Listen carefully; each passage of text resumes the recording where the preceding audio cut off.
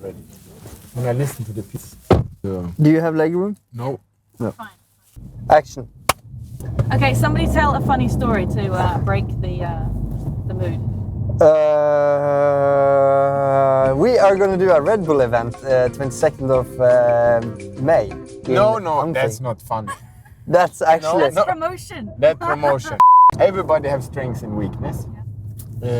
My pulse is rising. Andreas has some really good strengths, but we won't talk about them now.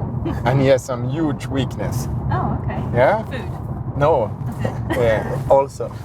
I don't think that. I think that's an asset to be able to eat crap food and believe it's good. But I think he has a really big problem is that he loses stuff all the time. Yeah.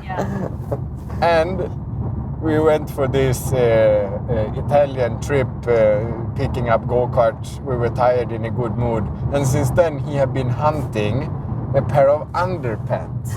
Yes, true. Have you lost I've your lost underwear? my underpants. Where's my underpants? It's not any kind of underpants. Underpants. Where are they my lucky ones? underpants? They are. I've always used them since 2011. I've always put them on Sunday, the race day. Yeah.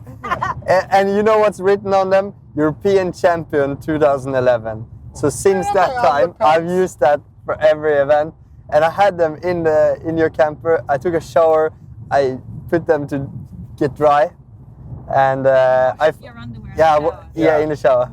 No, I was too wet. I didn't even want to tell you guys. I was sweat. So I changed my underwear and I put them for drying. Where is my underwear? Where is my underwear? Have you found it? Have you? Yeah. Huh? No? Have you? No, Ah. but I think it's funny. He is hunting his underwear like it would be a million euros or something. This is I could easily. 7-year-old underwear. Yes. Yeah. Ew. Yeah. 7-year-old Are underwear. you saying that you won't win a race again until you have your lucky underwear? No. You haven't won with them either, so that's why I thought I can at least. Well, I can at least say that I have had the same underwear every time I've won a race since 2011. Yeah. So there are two ways. Either we find the underwear, or he will never win again. So Andreas' underwear, it's a big mission. We are still on it. That's the biggest mission we have for the year, is to find his underpants. Okay. Maybe we need help from all the fans as well. I actually if you ever see a Backer blue underwear written on the back, European champion 2011. It probably doesn't even say that anymore. It does. It's so badly washed. But you think it would be badly washed, but he don't wash them. That's the trick. I do wash them. And by the way, Portugal made me understand why Andreas has so many followers. Ah. Yeah. The fans? Yeah. Yeah. He made a little movie before, so I know now why. I saw all his fans. I always thought on Facebook, he has so many fans, and then finally he made a movie with them. Yeah. Yeah. All the sheeps. All the cheaps in Portugal. Do you say sheeps or cheaps or chips or? Chips. What chips? Was it cheap? Hey, Molly, how do you say it? What, sheep? Sheep. Let's talk a little bit about Portugal. Two of you were on the front row, semi-final one. Yeah. First corner was a bit crazy. A mess. It was a bit of a mess. Yeah. What happened there? Well, I think we had a quite good control going into the first corner. We both had good starts.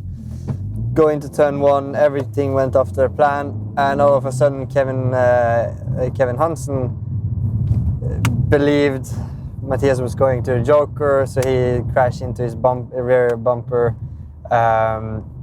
In my point of view, it looked like Kevin could also overtake me, so I was releasing my brake a bit early, and then I overshoot the corner.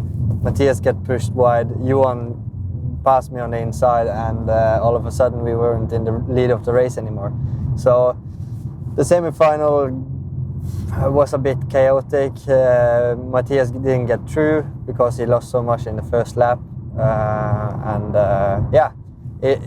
it looked so promising until the semi-final, so it was a bit of a bummer that it happened what happened. Well, I was on the pole braking, and I could see Matthias's rear wheel was off the ground into turn 1. You see, if you're watching the camera from the front and you only look on my head, you will see the impact. Because I saw the car, how it looked on the back was quite bad, and if you see on my helmet in the braking zone, then you will see the impact more, because when it's straight from the front, it's difficult to see the acceleration. I mean, we see the G-force and so on in the car, but the whiplash, when you look on the helmet, you will have a very clear view of what happened. And how is the atmosphere right now, Matthias, between you and Pettit? There is none to talk about. So, like I said, a lot of people wanted to stir the, what do you say, stir the shit? Yeah, you can say that. No, I got some comments. What is the relation? Actually, since a while I treat Pettit like anyone else in terms of race against him as hard as anyone. And I had some moments where some years ago where we had really awesome fair battles, and once the Pandora box opened, the respect goes down to a normal level, which is, I have a same amount of respect for him as for anybody else, and not more, not less. I mean, this was the weekend, this was the turning point for that team last year. Obviously, you were dominant up until Pettit last year. You're P2 and shared P5th at the championship. What has to be done this weekend? A good thing is, I mean, the season is looking closer than ever. So, unless you have to continue to score points, and if you see the distance now from me, which is 5th up to Johan, I think it's 17 points. So we are still in the hunt. Yeah. So for me this weekend, Belgium Pettit have always, if you look at the statistics, it's my worst race weekend. It's for different reasons, but for me this weekend is all about having good starts, doing clean runs, try to avoid traffic, and stay out of trouble. This track provides a lot of action, not only trackside, but also the track is very hard for the cars. We have a crazy jump, and many times you can see that you can break a suspension or get some damages on your vehicle. You had a bit of a head start here though, because you were here sort of right at the beginning of the season, and that was a pretty dramatic weekend for you too. Yeah, and the funny thing is, if you look at my social media, I just uploaded a picture before that saying with the flame from the exhaust and writing like "I'm on fire" or something like that, and then next thing shows up, the car started burning in the final in lap 4. So dramatic, and I've never had fire inside my car before, so it was a bit of a shock. But I think it looked more dramatic than it was inside. So this is the city where this saxophones. What's this music instrument called? Saxophone. Yeah, that's the city where it's founded. So say it like I say it. Saxophone. No wait. Saxophone. Saxophone. No, sex machine. Sex machine. Are you gonna say like, well, thanks for this time? Yeah, you got to do the hand thing. Like this? Yeah. All right, until next time, flat out. Oh no, Andreas, until next time, flat out.